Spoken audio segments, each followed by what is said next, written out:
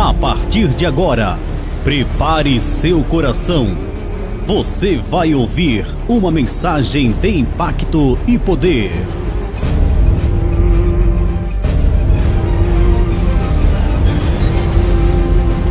Prepare seu coração. Ministrada pelo pastor Gerson de Amorim.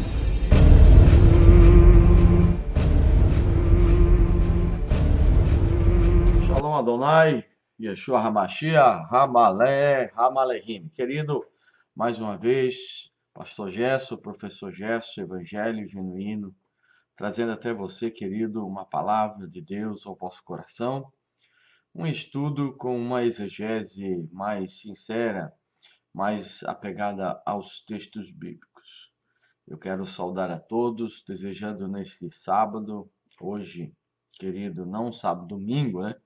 Hoje, domingo, estamos aqui para junto nós continuarmos o nosso livro de Jonas, né? Onde nós aprendemos algo muito importante que normalmente não se ensina de uma forma mais genuína. O livro de Jonas, que nós aprendemos na introdução, ele é uma caricatura, né, do povo de Israel que vivia na época do Império Persa, a qual estava em dúvida de como Deus ia agir com eles e com as nações. Eles não sabiam como entender e compreender a ação de Deus para com os ímpios, para com os pagãos, e achando que eles mereciam o amor de Deus e que as nações ímpias mereciam, querido, o ódio, né? Mereciam, querido, o castigo de Deus. Então, Jonas aqui é uma caricatura do povo de Israel que pensava que os ímpios mereciam o castigo de Deus, em contraste com o povo de Israel, que merecia a salvação, merecia, querido, a proteção de todos os inimigos. Então, nós já entendemos na introdução, vimos também, querido, que o grande peixe simboliza o cativeiro que o povo de Israel passou, e temos provas internas do livro de que o livro de Jonas ele não é um livro literal, mas sim um midrash, ele é uma caricatura, é uma figura de linguagem, é uma grande parábola que traz um grande ensinamento para o público do escritor. Aprendemos que o livro de Jonas não tem autor, o autor é desconhecido, e que o profeta Jonas, que viveu no período, querido, antes do cativeiro, não é, de forma literal, o personagem do livro de Jonas. O personagem do livro de Jonas, ele é usado, a pessoa de Jonas que viveu antes do cativeiro, mas de uma forma figurada e não literal. Então vamos lá, querido, vamos para o livro de Jonas, capítulo de número 1, que diz assim: a palavra de Adonai foi dirigida a Jonas, filho de Amitai: levanta-te e vai a Nínive, a grande cidade, e anuncia contra ela que a sua maldade chegou até mim. E Jonas levantou-se para fugir para Tarsis, para longe da face de Adonai. Ele desceu a Jope e encontrou um navio que ia para Tarsis. Pagou a passagem, embarcou para ir com eles para Tarsis, para longe da face do Senhor. Nós já vemos, querido, na abertura do livro, que a palavra do Eterno veio a Jonas. É comum para uma narrativa profética que está embutida em um livro, mas não ocorre em outro lugar como a abertura de um livro. Então, desde o começo, Jonas já é um livro diferente. Ele é um midrash, ele é uma grande parábola. Esta abertura sugere aos leitores que o livro começa, por assim dizer, no meio. É como se Jonas começasse um livro que começasse no meio da história. E que grande parte do pano de fundo da história não é contada no livro. Cabe a eles preencher as lacunas. Segundo a Jude Study Bible, comentário Jonas capítulo 1, do versículo 1 ao 16. Diz assim: veio a palavra do Eterno, como, quando e onde são menos importantes do que seu surpreendente conteúdo. Jonas deve pregar julgamento a Nínive. Profetas sempre se referiam às nações estrangeiras dentro do contexto do destino de Israel.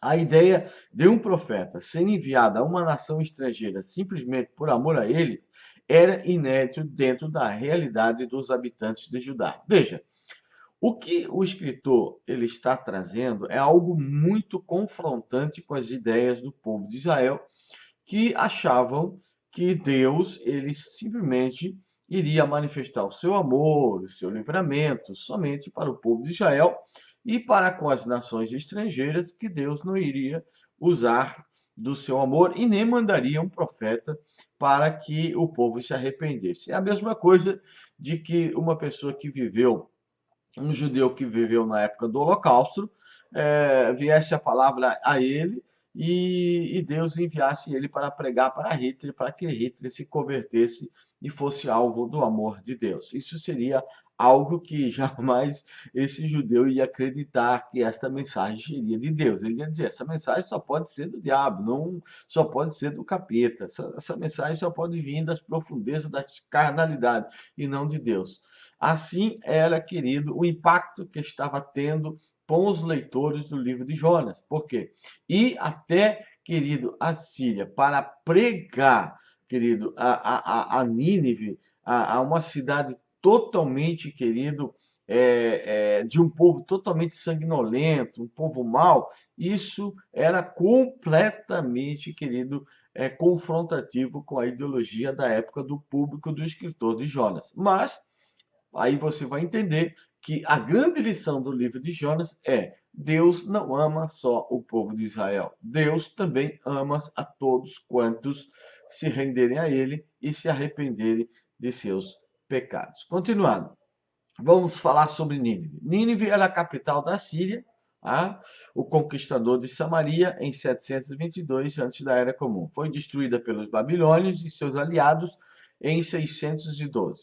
Numerosos textos proféticos caracterizam os assírios como extremamente cruéis e selvagens. Embora essa caracterização desfavorável tenha permeado grande parte da literatura bíblica, o livro de Jonas, que os chama de ninivitas, nunca assírios, os descreve como pecadores que se arrependeram totalmente. Ou seja, para você ver que o livro de Jonas é uma parábola, você não encontra na história, em nenhum momento, que a cidade de Nínive se arrependeu e que se converteu ao Senhor e que houve esse grande avivamento, né? Esse grande arrependimento na história de Nínive. Por quê? Porque isso é uma parábola para ensinar ao povo de Israel uma lição grande, uma lição tremenda, uma lição maravilhosa que nós vamos aprender no decorrer do livro de Jonas. Tá? Na época de Jeroboão II, Nínive não era a capital da Síria, embora mais tarde, no reinado de Senaqueribe, em 704 a 681, tornou-se assim. Mas na metade de nosso autor representava toda a maldade que havia sido endêmica no Império Assírio. Seu rei, capítulo 3, verso 6, não é nomeado e seu tamanho, no capítulo 3, verso 3 também, é expresso em termos apropriadamente exagerados, ou seja, o tamanho de Nínive é muito exagerado, porque ele é uma parábola. O escritor não se preocupou, querido, com os detalhes da veracidade, do verdadeiro tamanho da cidade, por ser uma parábola que tem em seu cunho, em seu bojo, verdades que são figuradas para o elevo espiritual dos leitores que liam o livro de Jonas no período persa, onde o povo estava com essa dúvida em seu coração. O texto aqui é focado na história, mas na moralidade, segundo diz a Oxford Bible Comentário, Jonas capítulo 1, de 1 a 16. Como se pode perceber, o uso de Nínive tem um propósito e um foco didático, ou seja, tem um propósito de ensino. Tá? Até as nações e pessoas mais iníquas da terra são passíveis da compaixão do Criador. É isso que o escritor queria ensinar ao povo de Israel, que tinha essa grande dúvida, que não sabia como que Deus ia agir para com as nações estrangeiras. Porque para eles, Israel sempre foi a nação exclusiva do amor de Deus, da bondade de Deus, do livramento de Deus, do cuidado de Deus. E Jonas vem quebrando toda essa teologia, vem quebrando toda essa incompreensão do caráter e da moral de Deus para com o relacionamento com a humanidade de forma geral, tá? A ideia de que o Eterno possa mostrar enorme compaixão já existia dentro da cultura israelita, mas estava sempre atrelada às promessas feitas a um justo e à sua posteridade, no estilo da ideia da bênção e da misericórdia ser feita até 1000 gerações, como nós vimos lá em Êxodo capítulo 26. Isso para com o justo. Agora, a ideia de que o amor de Deus seria manifestado para com as pessoas injustas das nações ainda estrangeiras, era muito estranho a ideologia e a compreensão do povo de Israel da época do escritor. Porém, a ideia de que o Eterno pudesse manifestar misericórdia a pessoas ou povos terríveis, sem qualquer precedente de justiça ou mérito, revela um aspecto inédito do seu amor e da sua misericórdia. Quantas vezes nós não agimos da mesma forma que o povo de Israel, quanto, querido, as pessoas más, as pessoas terríveis, as pessoas maldosas, as pessoas cruéis, que são, querido, ferramentas que abrem feridas em nossas estruturas emocionais, nos levando a perder a espiritualidade e deixando que a mágoa, que o rancor, que o ressentimento, que o sentimento de vingança, que o sentimento de destruição para com essas pessoas venham se manifestar. Quantas vezes nós não fizemos a mesma coisa, achando que porque somos justos, merecemos a misericórdia, merecemos o perdão, merecemos a bondade e as coisas boas de Deus. E que nossos adversários e que as pessoas que são justas, as pessoas que são vítimas de suas próprias carnalidades, que são vítimas de sua própria Itzerará, do seu próprio mal interior, dos seus próprios satãs interiores, sejam, querido, alvo da justiça e sejam alvo da destruição de Deus. Quantas vezes não erramos assim? O livro de Jonas tem esse ensinamento, tem essa didática, esse ensinamento profundo que mexe com as estruturas emocionais de nossa vida. Vamos agora também para a Tarsis. Vamos ver o que é Tarsis, né? A cidade de Tarsis. Vamos estudar um pouquinho sobre isso. Fugir para Tarsis. Da perspectiva dos leitores, um lugar distante, em direção à oposta a Nínive. Tarsis pode ter ficado na região de Tarso, muito conhecida, né, principalmente dentro do cristianismo nosso, como Paulo, né, que era de Tarso, que fica na Turquia, na costa sul. Mas muitos outros lugares foram sugeridos, incluindo Tartessos, na Espanha. Jopa estava fora do território israelita, no Mediterrâneo, na fronteira norte da Filístia. Seu nome moderno é Jafá, ou Iafo, perto de Tel Aviv, na moderna Israel. E ainda é um porto, tá? Segundo diz a Judas to the Bible Comentários, tá? Jonas, capítulo 1, versículo de número 3. Tarsis também pode ter sido Tartessos, na Espanha, no extremo oeste, e há humor na forma como o escritor descreve o resultado do encontro do profeta com o Senhor. Em contraste com, por exemplo, Isaías 6:8, o Eterno aqui estou eu, envia-me a mim. Veja agora o contraste. O povo de Israel, sempre quando vinha a palavra do Senhor, eles estavam sempre acostumados, né, com aquela reação diante de uma comissão de Deus, do envio de Deus, dizer: eis-me aqui, Senhor, envia-me a mim. Mas aqui no caso de Jonas, querido, o povo que olhava para o profeta Jonas, olhava com uma certa empatia e tendo até pena de Jonas, porque dizendo: poxa, Deus mandar Jonas pregar ao povo de Nínive, isso aí não pode ser uma mensagem de Deus, isso aí está tudo errado, porque confrontava toda a ideologia. Por isso que hoje é difícil, querido, quando você vive anos e anos dentro da igreja, aprendendo uma ideologia, aprendendo uma teologia, aprendendo um sistema ritualístico e religioso. Fica muito difícil, querido, quando você é confrontado com uma verdade nova, com uma verdade que é uma revelação de Deus, que vem da parte de Deus, mas muitas vezes encontra resistência. Por isso que toda a verdade de Deus, primeiro ela é rejeitada, para depois ela ser aceita. Nós vemos que primeiro Jonas ele rejeita, mas depois, com o trabalhar de Deus, ele a aceita. Assim, hoje, quando nós se deparamos com certas verdades, muitas vezes a primeira reação nossa é resistir. Não, isso é coisa do diabo, isso não é verdade, isso vai contra tudo aquilo que eu aprendi. Eu aprendi assim, vou morrer assim.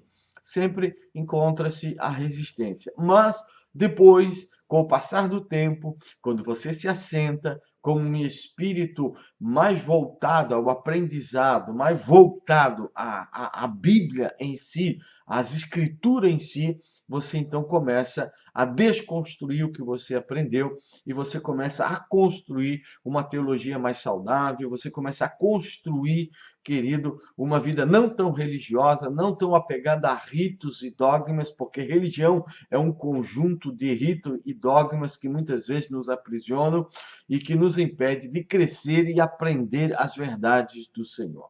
Como se pode perceber, o objetivo aqui do profeta é mostrar o extremo oposto daquilo que o Eterno desejava. Tá? Então nós temos que entender, querido, que esta mensagem ela traz uma grande verdade que deve quebrar muitos conceitos em nossas vidas. Jonas é um livro muito extraordinário. O autor aqui foi muito inteligente, ele foi muito mesmo, querido, usado pelo Senhor para quebrar uma ideologia, para quebrar, querido, um sentimento de meritolatria que Israel tinha, de se achar a merecedoras das bênçãos de Deus e que seus inimigos e que se as nações que eram nações, queridos, estrangeiras, mereciam simplesmente a ira de Deus. E não é isso que Deus quer nos mostrar, não é isso que Deus quer nos ensinar. Deus quer nos ensinar que Ele sempre está preparado, está sempre voltado a perdoar pessoas que estejam realmente dispostas a mudar de vida e se conectar através das mitzvot, através dos mandamentos de Deus, se conectar tanto com o ser humano e também com o Criador dos céus e da terra. Vamos ver um pouquinho da ansiedade de Jonas. Muitos estudiosos aceitam a tradução que ele pagou a tarifa, mas há boas razões para preferir que ele alugou, querido, todo o navio para fugir da presença de Deus. Isto é, ele contratou o navio e seus marinheiros. Em outras palavras, ele teve sorte de encontrar um navio chegando ao porto e se apressou tanto que contratou todos para partir para o mar local. Para você ver como que essa doutrina, essa concepção ideológica de que Israel era a única que merecia o amor de Deus, que essa ansiedade de Jonas de fugir da presença do Senhor é como se Deus estivesse colocando um espelho diante da nação de Israel, dizendo: ó, vocês são essa pessoa, vocês odeiam os estrangeiros, vocês querem destruição dos estrangeiros, vocês não querem fazer a vontade, vocês não querem entender, vocês não querem compreender o amor que o Deus de vocês quer ensinar. Tá? Isso diz a Judith Study Bible Comentário. De todo jeito, independente da tradução, a ansiedade de Jonas é notória, querido. E não é assim descrita por mero acaso, como eu falei. Tá? Não é descrita aqui no livro por mero essa ansiedade de Jonas de fugir. Era uma pelicada mesmo, era um soco no estômago da nação de Judá. Tá? Aqui não era mais Israel, mas Judá, porque eles já estavam no período persa. Israel já tinha ido para o vinagre quando foi cativo pela Síria, mas Judá recebeu um soco no estômago por causa de sua soberba, do seu orgulho e da sua incapacidade de compreender o amor de Deus. A ideia de que o Eterno pudesse perdoar nações estrangeiras terríveis e sanguinárias era tão horrenda aos olhos dos israelitas que eles, nesse ponto, seriam empáticos com Jonas. A ansiedade do profeta se expressa literalmente tal sentimento. Ou seja, até mesmo os leitores do livro da época iam ter empatia com Jonas e diziam, olha, Jonas fugiu, acho que eu também fugiria. Porque, olha, ir pregar para uma nação terrível, sanguinária, que escalpelava os seus inimigos, que fazia tal maldade como a cidade de Nínive, como os assírios faziam, e eles teriam essa empatia com Jonas. Mas é isso mesmo que o escritor queria trazer. Era esse sacudir na estrutura emocional, na estrutura intelectual e moral de Israel, mostrando a eles que eles precisavam de uma grande reforma em sua estrutura ideológica acerca das nações estrangeiras, tá? Vamos ainda para o capítulo 1, versículo 4 e diante, que diz: Mas Adonai lançou sobre o mar um vento violento, e houve no mar uma grande tempestade, e o navio estava a ponto de naufragar. Os marinheiros tiveram medo e começaram a gritar, cada qual para o seu Deus. Lançaram ao mar a carga para aliviar o navio. Jonas, porém, havia descido para o fundo do navio, tinha se deitado e dormia profundamente. O comandante do navio aproximou-se dele e lhe disse: Como podes dormir? Levanta-te, invoca o teu Senhor. Talvez o Senhor se lembre de nós e não pereçamos. E eles diziam uns aos outros: Vinde, lancemos sorte para saber por causa de quem nos acontece essa desgraça. E eles lançaram as sortes, e a sorte caiu sobre Jonas. Vamos ver o sono de Jonas. Enquanto os marinheiros, homens estrangeiros, estavam em meio ao naufrágio, Jonas dormia profundamente. Ou seja, enquanto, querido, os estrangeiros estavam sendo prejudicados, estavam sofrendo por causa de Jonas, Jonas dormia profundamente. Olha o soco no estômago de Israel.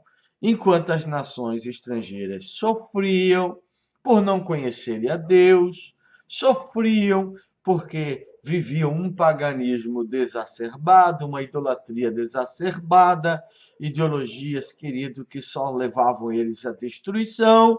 Jonas estava dormindo profundamente. O que isso quer dizer? Quer dizer que o povo de Israel estava dormindo quanto ao seu compromisso e a sua responsabilidade de ser luz para as nações.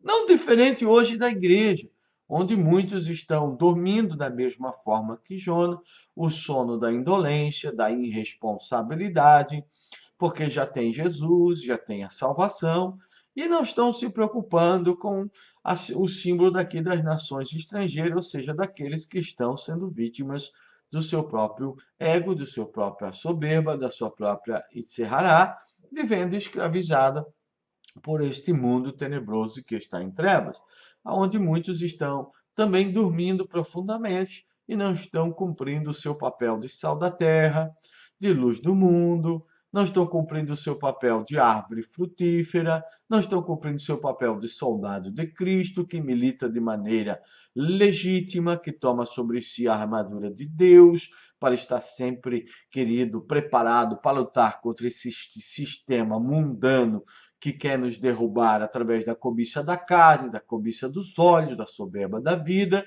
Então, querida, a descrição de Jonas como alguém que dormia é uma crítica profunda ao estado dos moradores da província persa de Judá, preocupados com o seu próprio umbigo e com seus próprios anseios e livramentos, e de uma era de paz, indiferentes totalmente por aquilo que estava ocorrendo com as nações ao seu redor.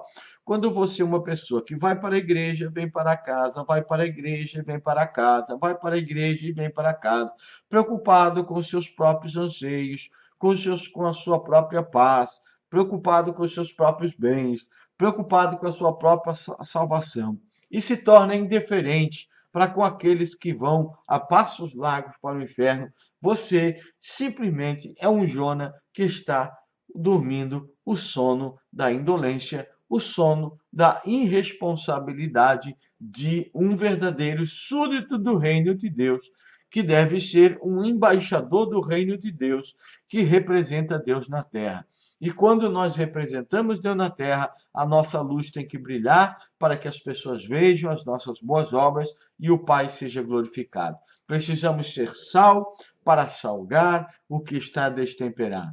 Precisamos, queridos, ser árvores frutíferas para que aqueles que precisam de frutos possam se beneficiar e possam alcançar os frutos da bondade, da longanimidade, da benignidade, possam encontrar o fruto do homem para Deus, que é a fidelidade, a temperança e a mansidão.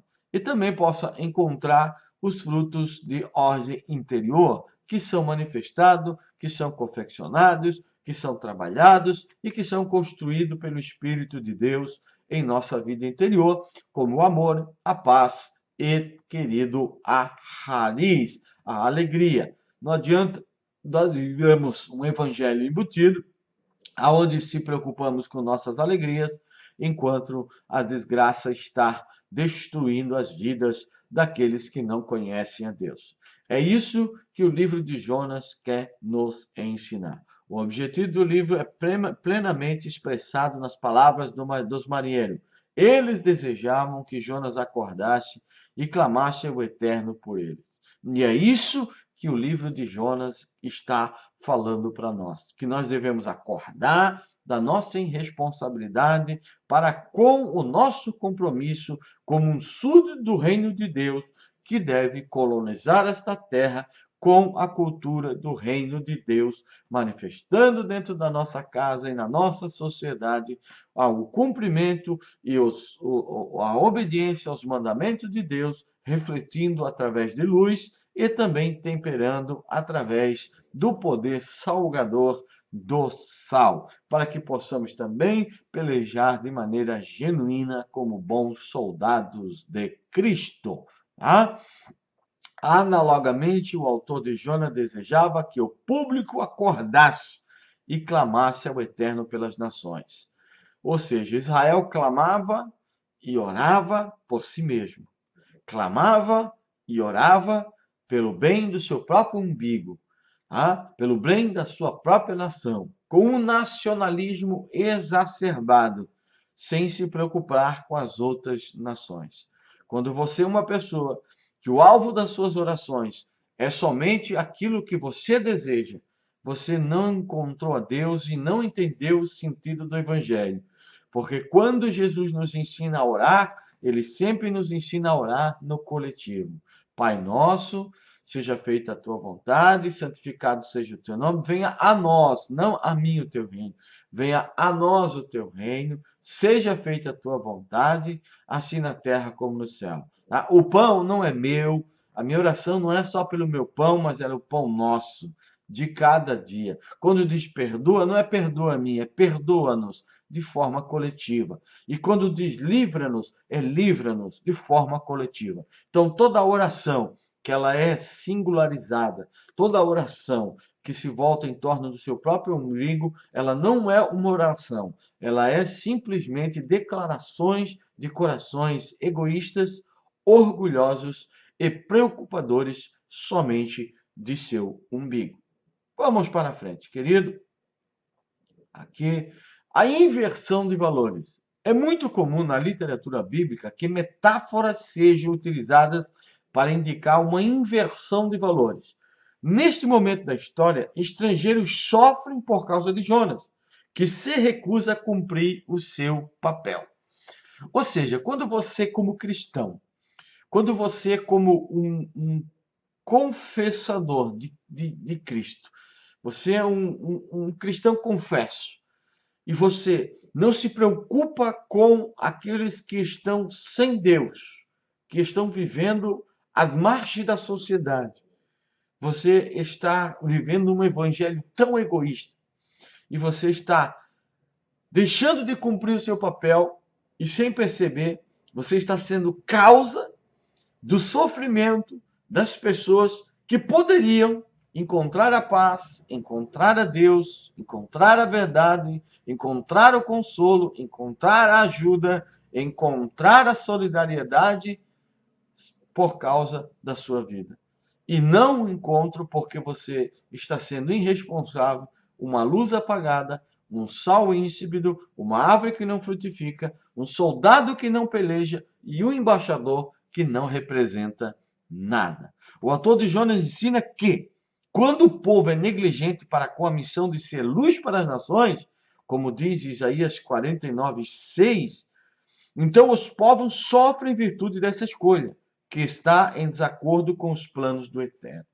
Quando você escolhe ser irresponsável para com a sua missão de ser luz, você está criando uma ponte de acesso para que pessoas sofram por causa da sua escolha, por causa da sua atitude de ter um evangelho embutido, egoísta, egocêntrico, que só pensa em seus próprios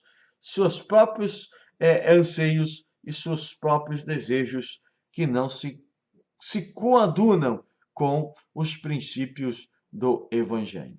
Vamos para o capítulo ainda, versículo 8. Diz assim: E lhe disseram então: Conta-nos qual é a tua missão, de onde vens, qual a tua terra e a que povo pertence. E Jonas lhe disse: Sou hebreu e venero e adoro Adonai, o Senhor do céu, que fez o mar e a terra. Então os homens foram tomados por um grande temor e lhe disseram: Que é isto que fizeste? Pois os homens sabiam que ele fugia para longe da face de Adonai, porque lhes tinha contado. Então lhe disseram: Que te faremos para que o mar se acalme em torno de nós? Pois o mar se tornava cada vez mais tempestuoso. Ele lhe disse: Tomai-me e lançai-me ao mar, e o mar se acalmará em torno de vós, porque eu sei que é por minha causa que esta grande tempestade se levantou contra vós. Querido, aqui já começa a conversão, aqui já começa a mudança de Jonas. Por quê? Porque aqui Jonas já começou a mudar, quando ele confessa e ele começa a admitir, querido, que o sofrimento daqueles marinheiros era por sua causa. Aqui o que o escritor está querendo trazer para o povo de Israel? Quando vocês começarem a se arrepender, quando vocês começarem a entender que muitas nações estrangeiras sofrem por causa de vocês, vocês vão entender o que eu quero de vocês. Vocês vão compreender o que eu quero ensinar para vocês. Tá? Então os homens remaram para atingir a terra, mas não puderam, pois o mar se tornava cada vez mais tempestuoso contra ele. Eles invocaram então Adonai e disseram: Adonai, não queremos perecer por causa da vida deste homem, mas não coloque sobre nós o sangue inocente, pois tu agiste como quiseste. Ou veja, isso aqui é mais um soco no estômago, querido, do povo da província de Judá. Por quê? Porque aqui está dizendo que os estrangeiros não queriam fazer mal a Jonas. Olha o contraste. O povo de Israel odiava os estrangeiros.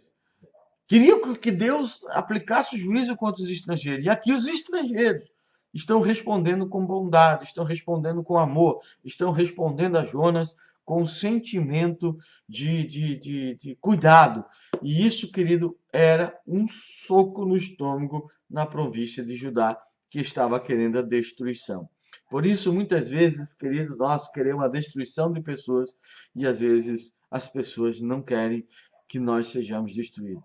Pois tu agiste como quiseste, e tomaram Jonas e o lançaram ao mar, e o mar cessou seu furor. Homens foram então tomados por um grande temor para com Adonai e ofereceram um sacrifício a Adonai e fizeram votos. Tá? Aqui, querido, nós estamos vendo que era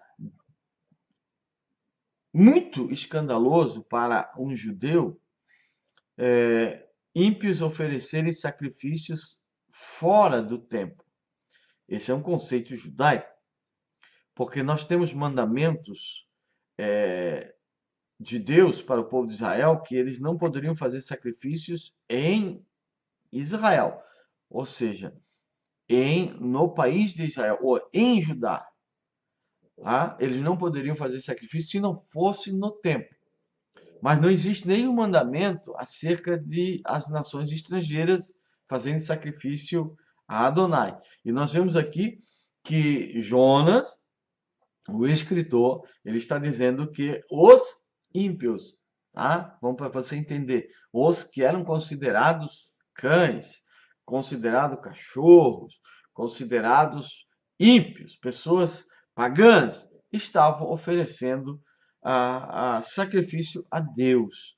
E aqui não está dizendo que Deus rejeitou. Pelo contrário, o profeta está dizendo que eles ofereceram. Mas também aqui não está dizendo que eles se converteram ao judaísmo. Mas eles reconheceram o Deus de Israel, ofereceram sacrifício e fizeram votos. Tá? Não está claro aqui uma conversão total, porque o politeísmo, até mesmo existia muitos que eram enoteístas, ou seja, acreditavam em vários deuses e serviam um. Talvez esses aqui eram que adoravam vários deuses, mas eles ofereceram sacrifício. Aí tem uma questão que muitos hoje dizem assim sobre o Templo de Salomão criado em São Paulo, que a Bíblia diz que não poderiam construir outro templo. Sim, não poderia construir outro templo na terra de Israel. Hoje, na terra de Israel, se for construído, só pode construir um templo, e esse templo ele tem que ser construído sobre o monte Sião, ou seja, o monte lá, que era o monte Ararat, lá onde Abraão ofereceu Isaac. É nesse monte, existem mandamentos acerca disso, mas não existe nenhum mandamento, nem que sim e nem que não, para aqueles que quisessem construir um templo que fosse fora de Israel. Não existe mandamento. Tanto é que no Monte Gerizim, tá? Sanbalat, junto com algumas pessoas, iniciaram a construção do templo em Samaria, que depois foi destruído por João Hercano, já lá no período Hasmonita, onde era no período do governo dos sacerdotes depois da revolta de Macabeus. Tá? Então, não existe construção fora de Israel, não existe mandamentos, nem que sim, nem que não, sobre a construção de templos ou de oferecer sacrifícios fora do templo. Tá? Existem mandamentos, sim, que estão conectados à região de Israel. Fora disso, não existe mandamentos. Tá? A atitude dos marinheiros. A reverência e o temor dos marinheiros pelo Senhor são explicitamente enfatizados pela repetição expandida no verso 10, porque toda repetição dentro da Bíblia hebraica quer dizer uma ênfase, tá? E no versículo 16, e pelas descrições de suas ações, eles parecem convencidos de que a tempestade foi devido à presença de Jonas.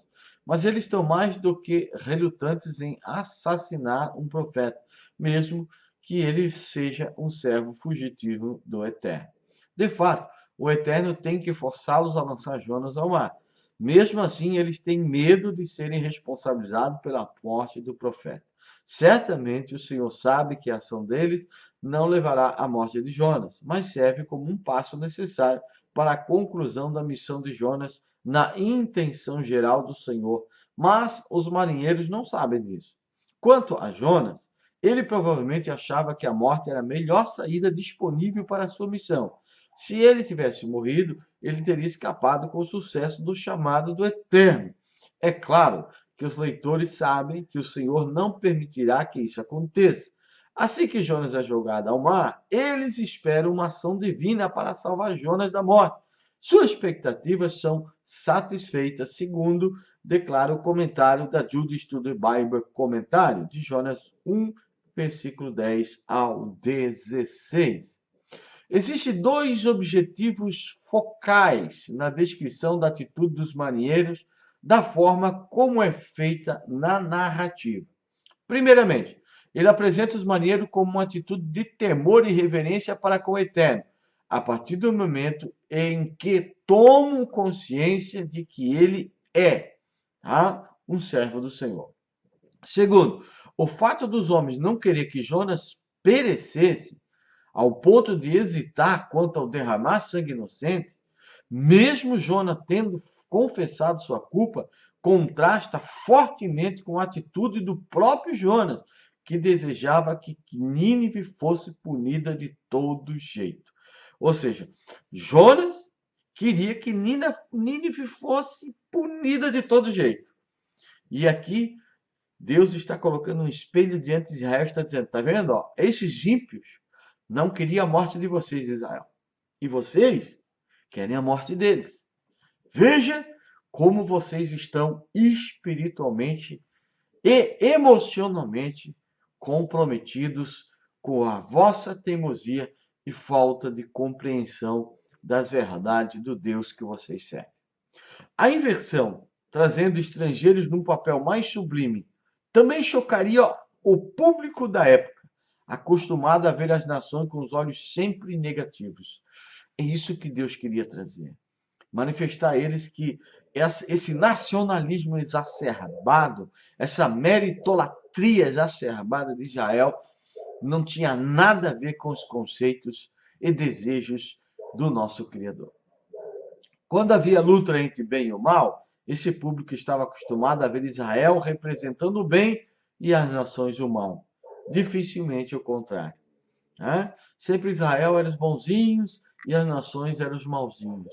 Mas na realidade, querido, Deus está mostrando que Israel chegou num momento em que eles estavam mais malzinhos do que aqueles que ele tinham como maus. E isso, querido, muitas vezes acontece em nossas vidas. Nós chegamos, às vezes, a uma religiosidade tão exacerbada, nos achamos tão juízes e julgadores e condenadores de pessoas que estão, querido, sendo vítimas da sua própria carnalidade. E às vezes nos tornamos juízes, criticadores, queremos criticar, queremos condenar, queremos rotular, queremos apontar, e não entendendo que o que Deus quer de nós é que nós venhamos confrontar, sim. Confrontar, querido, atitudes pecaminosas, confrontar ideologias, queridos, que são contrárias às de Deus, mas sempre conservando o amor à humanidade, independente do que eles fazem ou deixam de fazer. Porque você amar as pessoas pelo que elas fazem, Jesus disse que é muito fácil. Cumprimentar quem te cumprimenta é muito fácil. Amar quem te ama é muito fácil. Ser amigo de quem é teu amigo é muito fácil. Estender a mão para quem estende a mão é muito fácil. Falar bem de quem fala bem de você é muito fácil. Ser solidário com quem é solidário com você é muito fácil. Agora, você amar as pessoas pelo amor que está em você, independente do que ele faz, independente do que ele é, independente de qual é a sua estrutura, querido, emocional, moral e intelectual. Mas você amar pelo que ele é como ser humano, aí você vai entender a verdade de Deus, tá?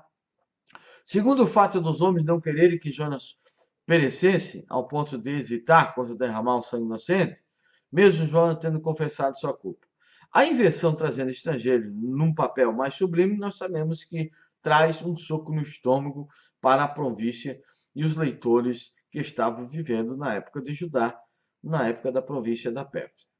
Quando havia luta entre o bem e o mal, esse público estava acostumado, querido, a ver, querida, essa diferença, né? Israel é o bonzinho e as nações eram os malzinhos. Aqui, querida, a coisa foi diferente, tá? Vamos ver a descida de Jonas. A nota humorística é mantida à medida que o capítulo se desenvolve, descrevendo uma seção constante de descidas. Assim o Senhor lançou um grande vento até o mar. A carga foi arremessada no mar, Jonas desceu a Jope, desceu ao coração do navio e foi lançado ao mar, apenas para descer ao ventre de um grande peixe. Ventre que significa o Sheol. Tudo para indicar o poder invencível e propósito do Senhor do céu sobre as vidas daqueles que o desobedecem. Se tem uma coisa que não devemos fazer, não brinca com Deus. Não brinca com Adonai. Não brinque, porque Deus, ele sempre será Deus. E se tem uma coisa que Deus, ele sempre tenta nos mostrar, é que o chicote da vida é a língua. Nunca diga nunca, porque Deus fará você engolir esse nunca. Nunca diga não vou, que Deus vai fazer muitas vezes você engolir esse não vou. E quando você engolir, vai ser como engolir um abacaxi, com casca e tudo. Não é fácil. Mudança de atitude. Já no capítulo 1, Jonas começa a indicar uma mudança de atitude ao pedir para ser lançado no mar, de modo a salvar a vida daqueles marinheiros. tá? Ali, querido, Deus já está mostrando o que Deus quer que Israel faça como nação. Admitir que muitas nações sofrem por causa da sua irresponsabilidade de ser luz, de ser caminho, de ser ensinamento, de mostrar para essas nações quem é o Senhor, quem é Adonai.